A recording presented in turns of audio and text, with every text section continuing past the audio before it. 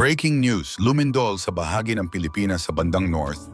Ito ay nararanasan ang sunod-sunod na lindol sa mga nagdaang araw, hindi bababa sa magnitude 4.2 ang nagaganap sa iba't ibang bahagi ng Pilipinas. Ayon sa eksperto, maghanda na sa The Big One ayon sa PHIVOLCS. Naglabas ng panibagong babala ang Philippine Institute of Volcanology and Seismology, PHIVOLCS, ukol sa posibilidad ng The Big One, isang malakas na lindol na maaring tumama sa Metro Manila at kalapit na mga rehiyon. Ayon sa PHIVOLCS, ang nasabing lindol ay maaring magmula sa West Valley Fault na aktibo at mateklo ng nagbabanta na gumalaw. Hinimok ng ahensya ang lahat ng mamamayan na maghanda sa pamamagitan ng pagkakaroon ng sapat na emergency kits na may lamang pagkain, tubig, gamot, at iba pang pangangailangan na tatagal ng hindi bababa sa 3 araw.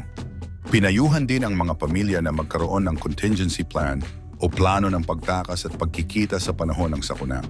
Binigyang diin ng PHIVOLCS, higpit na pagpapatupad ng building codes ay mahalaga upang maiwasan ang malawakang pinsala.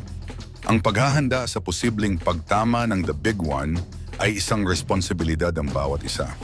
Huwag tayong maging kampante dahil ang lindol ay walang pinipiling oras at lugar. Mas mabuting maging handa kaysa magsisi sa huli.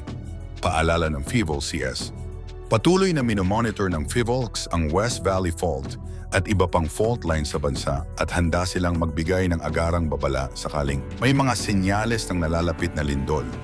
Hinikayat nila ang publiko na manatiling nakatutok sa mga opisyal na anunsyo mula sa ahensya at iba pang kaugnay na ahensya ng gobyerno. Kung ikaw ang tatanungin, saan ka pupunta kapag tumama na ang The Big One? Mag-comment ka naman sa video na to at huwag kalimutang mag-subscribe para mababalikan mo ang komento mo.